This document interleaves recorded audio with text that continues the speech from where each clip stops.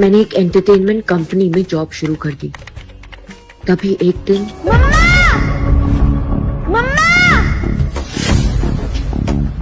मम्मा जल्दी आओ। पापा मिल गए। देखो हम दोनों के हाथों में सेम ही निशान है। आरव, मैंने उस आदमी का चेहरा देखा और मैं जैसे खोई गई। उसकी आंखों को देखकर ऐसा लग रहा था कि जैसे उसका और मेरा कोई पुराना रिश्ता था। मम्मा यही मेरे पापा है ना? पापा को घर लेके जा रहे हैं। आरव, ये क्या बोल रहे हो तुम? तुम्हारे पापा नहीं है क्या? हमारे मैनेजर वहाँ आए और डांटते हुए बोले, आरव को बाहर लेके जाओ कि हमारी कंपनी के सीईओ अविनाश आहूजा। प्लीज, वो तुम्हारे पापा नहीं है। Hello. Navya, come to my cabin right now. Yes sir, yes. God, Aarav तुम मेरे केबिन में बैठो, मैं आती हूँ। मेरे बैचलरेट पार्टी के दिन मैं बहुत खुश थी।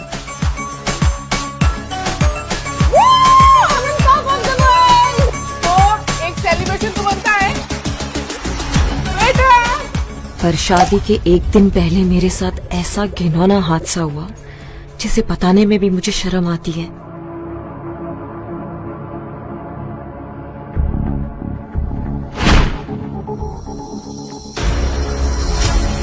किसी ने मेरी ड्रिंक में नशीली दवाई डाल दी और बेहोश करके होटल रूम में मेरा फायदा उठाया।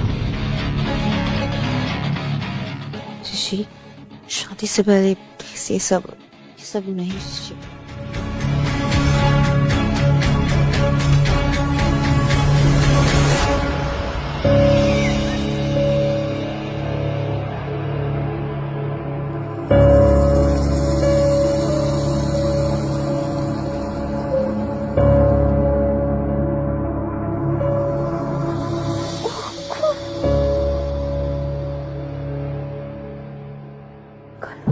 ऋषि के साथ यहाँ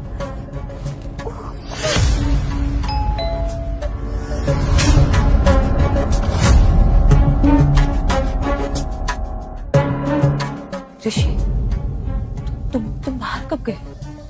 नव्या, तुमने क्या हालत बना रखी है?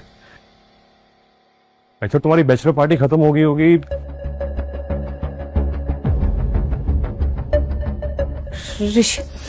ऋषि मेरी बात सुनो। डोंट यू डेयर, अपनी जुबान से मेरा नाम भी मत लेना। ये बिस्तर, ये कपड़े, ये टाई और दारू के नशे में तुम्हारी सारी असलियत सामने आ गई। 2 दिन में हमारी शादी है और तुम कल रात को किसी और के साथ। नहीं, अब तुम्हारे साथ शादी करने का कोई मतलब नहीं।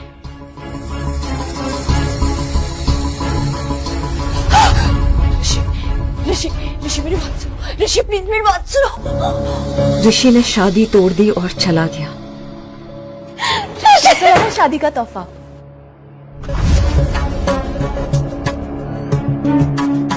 सुहागरात तो हो गई पर दूल्हा बदल गया। जो ड्रिंक मैंने कल रात पी थी उसमें नशीली दवाई उसी ने मिलाई थी। इतना बड़ा धोखा किया मेरे साथ कनिका। क्यों? क्योंकि मुझे ऋषि की साली नहीं, घर वाली बनना है। और बात रही तुम्हारी, तो तुम्हें तो मैं कभी खुश नहीं रहने दूंगी।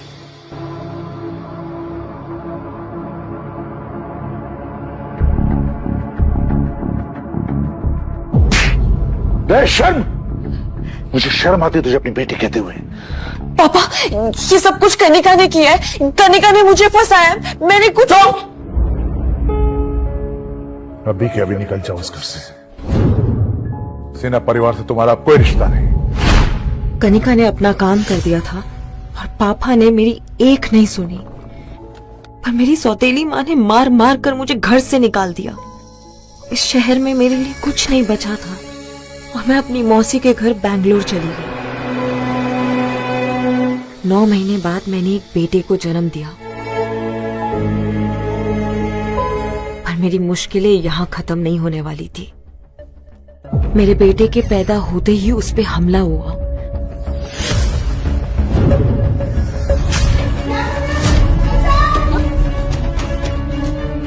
पर मौसी ने उसे बचा लिया।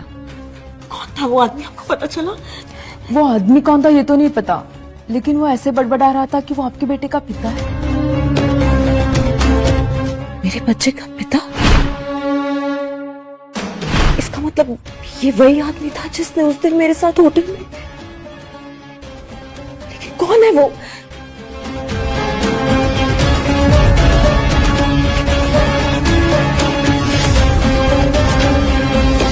धीरे धीरे समय बीतता गया और मेरा बेटा आरफ मेरी जान बन गया। मैंने उसे ही अपनी दुनिया मानकर फिर से एक नई शुरुआत की। मैं अपने अतीत को भुला चुकी थी और आरफ पर इसका साया भी पड़ने देना नहीं चाहती थी। मैंने एक एंटरटेनमेंट कंपनी में जॉब शुरू कर दी। तभी एक दिन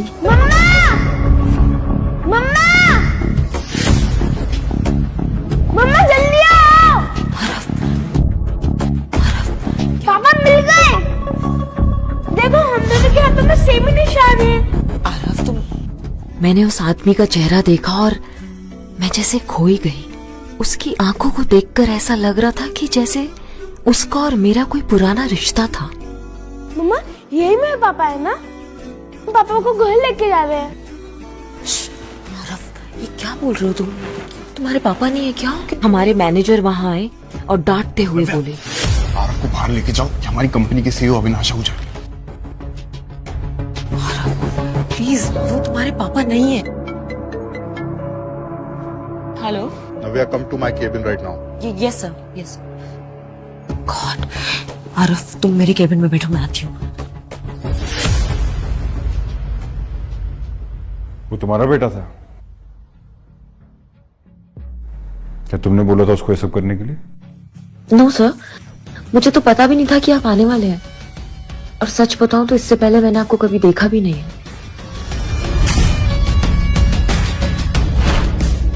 देखो, मैं आरव को नाराज नहीं करना चाहता। क्या हम परसों डिनर पे चल सकते हैं?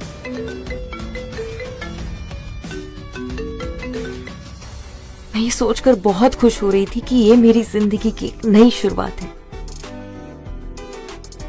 कि तभी मेरा फोन बजा और ऊपर पापा का नाम देखकर मेरे होश उड़ गए।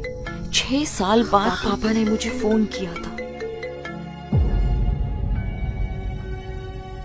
पापा वो बहुत बीमार थे और बस आखिरी बार मुझे देखना चाहते थे। मुझसे रहा नहीं गया और दूसरे ही दिन मैं आरफ को लेकर अपने शहर पहुंच गई।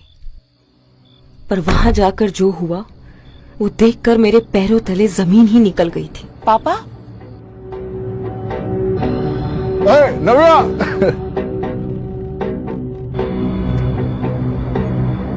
आपने तो कहा था आपकी तबीयत खराब। अरे मैंने मजाक किया था। तुम्हारी सौतेली बहन कनिका की एंगेजमेंट है, इसलिए तुम्हें बुलाया। उसके साथ साथ तुम्हारे लिए भी एक तोहफा है, हैं? आओ आओ आओ, कौन? बैठो, हैव समथिंग। मैं 1 मिनट में आया। आज कनिका की एंगेजमेंट थी, पर जब मैंने उसके दूल्हे का चेहरा देखा तो मेरे होश ही उड़ गए। वो मेरे मंगेतर ऋषि से शादी कर रही थी। आखिरकार उसने ऋषि को फंसा लिया था। तभी कनिका ऋषि के साथ मेरे नजदीक आई और बोली, तुम्हें शर्म नहीं आई? हमारी एंगेजमेंट में अपने इस नाजायज बच्ची को लेकर आई हो? खबरदार कनिका, अगर मेरे आरफ के बारे में कुछ भी कहा, वो नाजायज नहीं है। नाजायज नहीं तो किसी राजा महाराजा का खून है। पता नहीं उस रात किस आशिक के साथ सोई थी तुम। मैंने तुमसे कहा था ना, मुझे उस रात का कुछ याद नहीं है। मुझे नहीं पता उस रात क्या हुआ था। मुझे किसी ने फंसाया था। तुम बोल तो ऐसे रही हो जैसे तुमसे ज्यादा पवित्र लड़की इस पूरी दुनिया में नहीं है। पता है ऋषि, मैंने सुना है कि इस बैंगलोर में अपना खुद का घर खरीदा है। अब सोचो कितने अमीर लड़के को फंसाया होगा इसने। नव्या, मैं तुम्हारी जिंदगी सुधारने की कोशिश कर रहा हूं और तुम्हारे तेवर के कभी नहीं होते। मैंने तुम्हारे रिश्ते की बात की है, तुमसे किसी को मिलवाना है। चलो आओ। मिस्टर अहलूवालिया,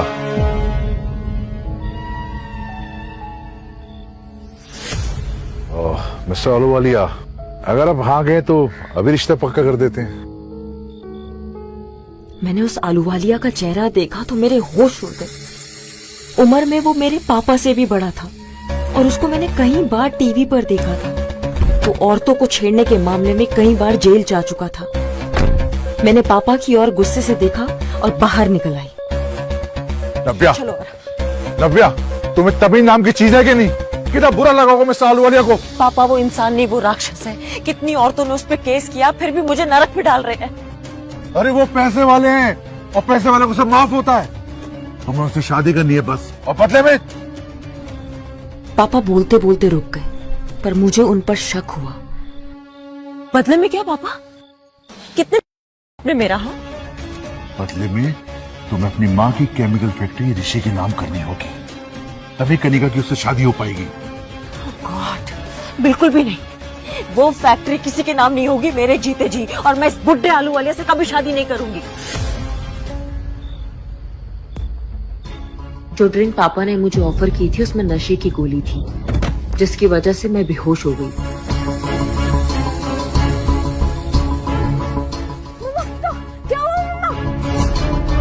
मेरी आंख खुली तो मैं अस्पताल में थी और आरव मेरे साथ नहीं था।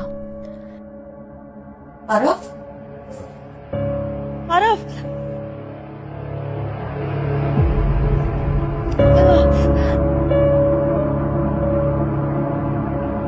आरव? आरव? एक्सक्यूज मी, आपने मेरे बच्चे को देखा है क्या?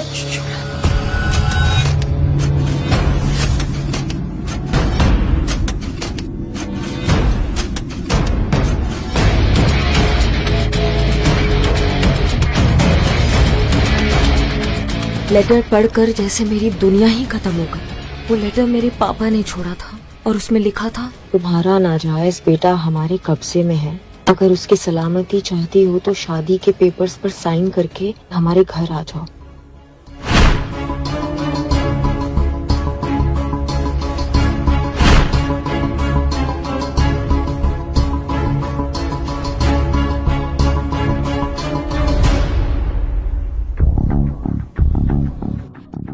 मैंने हिम्मत जुटाई, पर मैं इस शहर में किसी को नहीं जानती थी। तभी मुझे अविनाश आहूजा का ख्याल आया और मैंने उसको फोन किया। हेलो हेलो, मैं नव्या बोल रही हूँ। अविनाश जी, मुझे आपकी हेल्प की जरूरत है। मेरे बच्चे आरव, उसको किसने किडनैप कर लिया है। प्लीज मेरी हेल्प कीजिए, प्लीज प्लीज। नव्या, नव्या तुम बिल्कुल चिंता मत करो, और वो कुछ नहीं होगा। मैं अभी फ्लाइट लेकर रात तक वहां पहुंचता हूँ। हेलो। मेरी आखिरी उम्मीद अविनाश भी इस वक्त इस शहर में नहीं था, पर मुझे किसी भी हाल में मेरे बेटे आरव को बचाना था।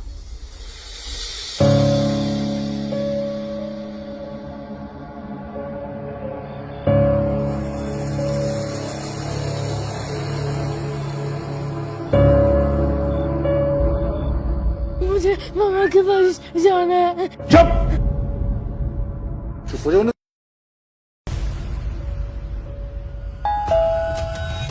ले, तेरे नए पापा आ गए।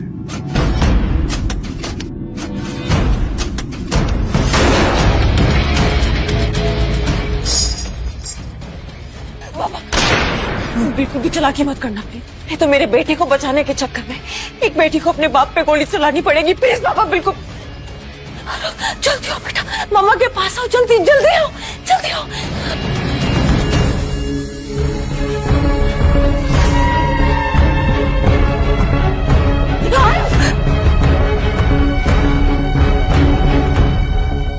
और नव्या, मैं तो तुम्हें महारानी बना कर रखना चाहता था, मगर अगर तुम कैदी बनकर रहना चाहती हो तो कैदी बनाकर रख लेगी। मेरी दोनों ओर खतरा मंडरा रहा था, पर आरव के लिए सब कुछ जायज था। इसलिए मुझे मजबूरन आलूवालिया से शादी करने के लिए मैरिज पेपर्स पर साइन करना पड़ा।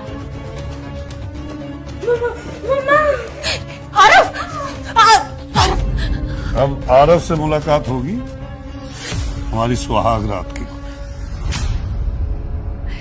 वक्त भी कितना जल्दी बदलता है ना नव्या। 6 साल पहले तुम ऋषि के साथ थी और अब देखो तुम आलूवालिया के साथ। वैसे अहलूवालिया की दूसरी बीवी कहाँ गई? किसी को कुछ नहीं पता। तुम जरा बच के रहना ना नव्या। तुम भी जरा बच के रहना करने का, क्योंकि ऋषि तुमसे शादी कर रहा है मेरी प्रॉपर्टी के लिए। कहीं उसको प्रॉपर्टी मिलने के बाद वो तुमको ना छोड़ दे।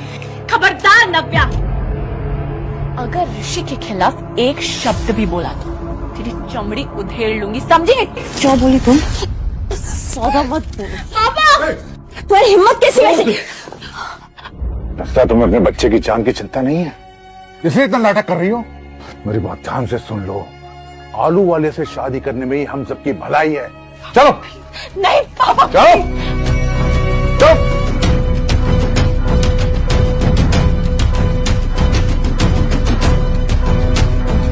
सब लोग मेरी बर्बादी का तमाशा देख रहे थे और कनिका ऋषि का हाथ पकड़े हंस रही थी।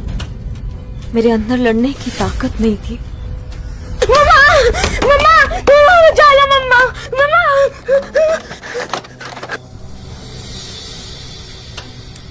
शादी के फेरे लेते हुए बस मुझे आलूवालिया की हवस भरी आंखें दिखाई दे रही थी।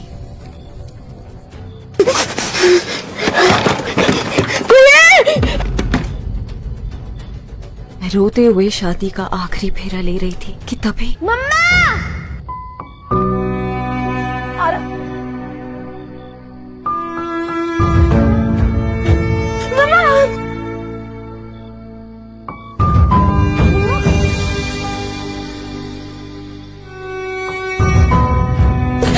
तू ठीक है ना? हाँ मम्मा, अब आपको शादी करने की जरूरत नहीं है। मुझे ये शादी नहीं करनी। ये क्या नाटक है नव्या? तुम्हारे बेटे को तुम जिंदा देखना चाहती हो या नहीं? बहुत हो गया, अब मैं आपसे बिल्कुल नहीं डरने वाली पापा, और मेरे बेटे को कोई छू भी नहीं सकता। आरा जल्दी आओ। सब देख रहे हैं नव्या, लोग देख रहे हैं। अभी भी समझ जाओ, उन्हें बहुत भारी पड़ेगी। पहले तो मेरे बच्चे को किडनैप किया, फिर मेरी जबरदस्ती शादी करवा रहे हो, और अब अच्छा बनने का ढोंग कर रहे हो पापा। इतनी बड़ी बेइज्जती, और वो भी एक 2 कौड़ी की औरत के लिए। Mister Sinha, the deal is of. Mister Ahluwalia, mister Ahluwalia, mister Ahluwalia. अरे बाप वो तेरी जिंदगी बनाने जा रहा था।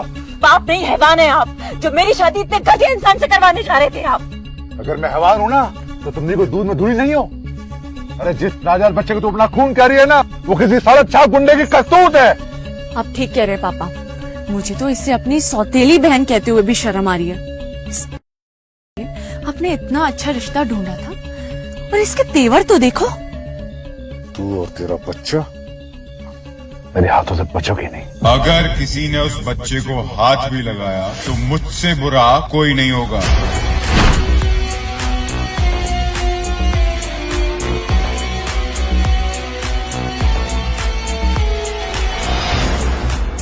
पापा मुझे अविनाश में एक सहारा दिखता था और मैं उसके गले से लिपट गई, पर तभी मुझे एक जानी पहचानी सी खुशबू आई।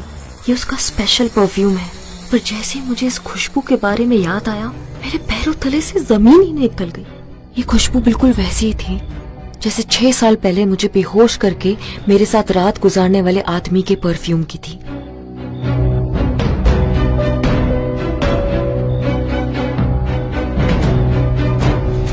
नव्या, क्या तुम मुझसे शादी करोगी अभी इसी वक्त? क्या होगा नव्या का अगला कदम? क्या वो अविनाश के प्रपोजल को एक्सेप्ट करेगी? क्या अविनाश ही वो आदमी है जिसने नव्या के साथ 6 साल पहले रात बिताई थी?